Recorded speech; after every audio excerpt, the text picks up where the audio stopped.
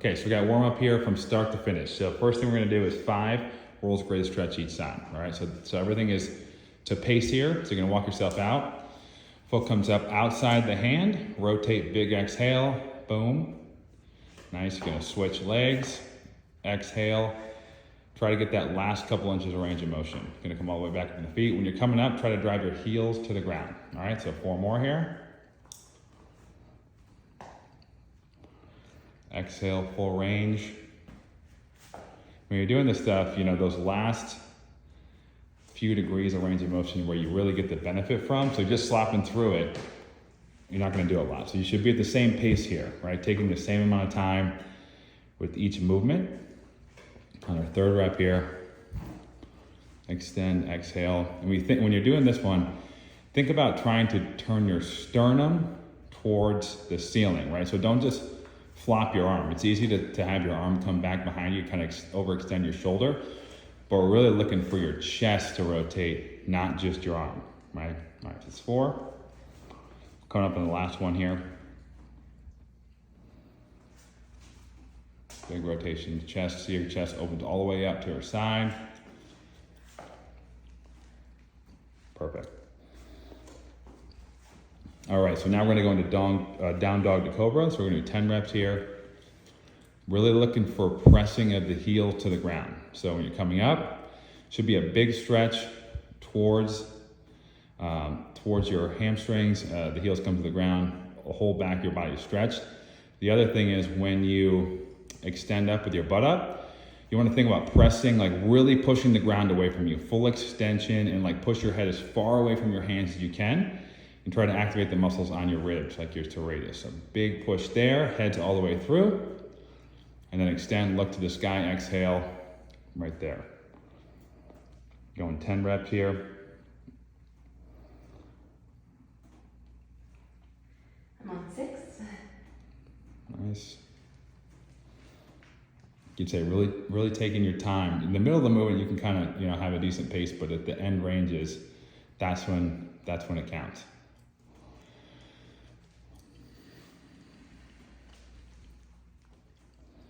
Nice.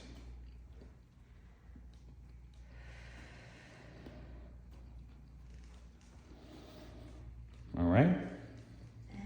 Last one coming up.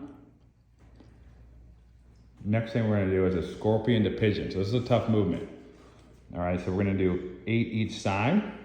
Okay, so biggest thing in the scorpion is letting your foot really fall over. So really extending. This one, you really have to focus on getting more and more range of motion. It's very difficult. It's kind of an awkward movement. Each rep, try to get that foot further and further, opening that hip up and let it fall. You know, imagine that foot falling all the way to the ground. Exhaling there, big exhale. When you come up for the pigeon part, play around with the knee positioning and the foot positioning, right? So if your knee's a little higher, your foot's a little higher, it's gonna hit different parts of the hip. So when you feel like a point of tension or maybe one sore or more painful, maybe focus on or focus more time on that specific area. 6. So that side, like the scorpion portion should be pretty challenging. And like I said, if you're not pushing that range there, if you're not really reaching over, you're not gonna get a ton out of it. So really reach and really exhale. Try to relax. This is something where a lot of this mobility stuff, you're trying to relax as much as you can. There's control, but it's about almost letting go at the end range of motion. Like we don't want stability, we want mobility here. We want to really loosen it up.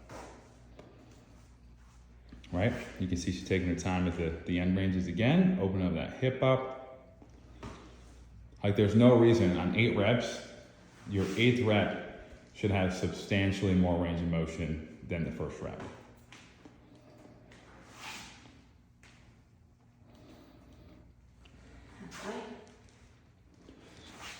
You can see you should have a pretty good, warm up here. You should be pretty sweaty by the end of this. It's not easy stuff to do to control your body at this pace.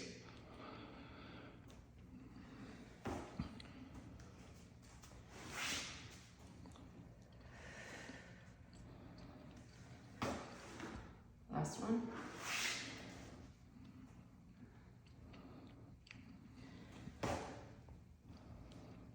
All right, so now we're gonna move into the band T-spine rotation. So this is gonna be 10 reps on each side.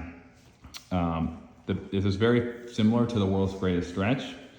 Same positioning, right? So you're gonna step on that band.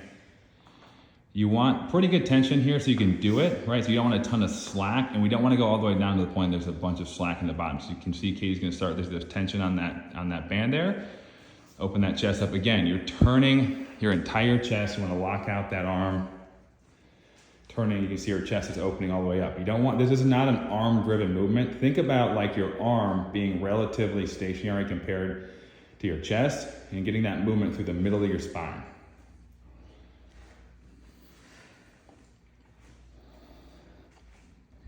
So we loosened it up earlier with some of that rotation. Now we're going to lock it in with a more strength-oriented movement.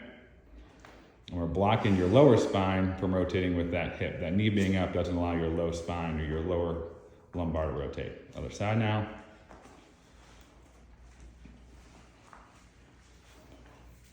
Definitely the smallest band. Whatever is the smallest band, that's the go-to. If this band is too hard, you can step on it and actually just grab the one side of the band, right? So one of the two strands.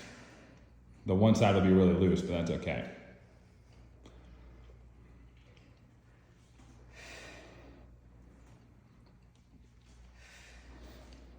How you feeling? Tired.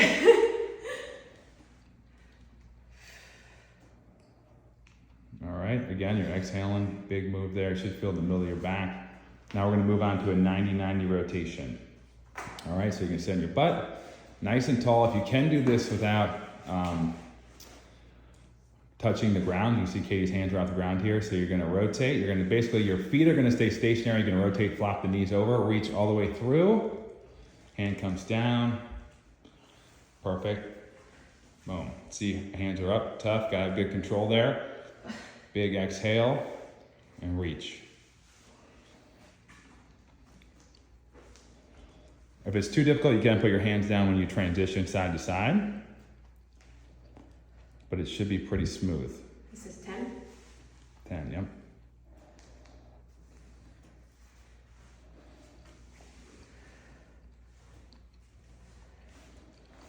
Again, you can kind of play with the distance of your feet from your butt. You can kind of like move further out, and it's going to work on different ranges of motion, especially for your breaststrokers out of there. The internal and external rotation of the hip is really important. And when you get better and better at those things, like, you know, there's a lot of internal rotation happening.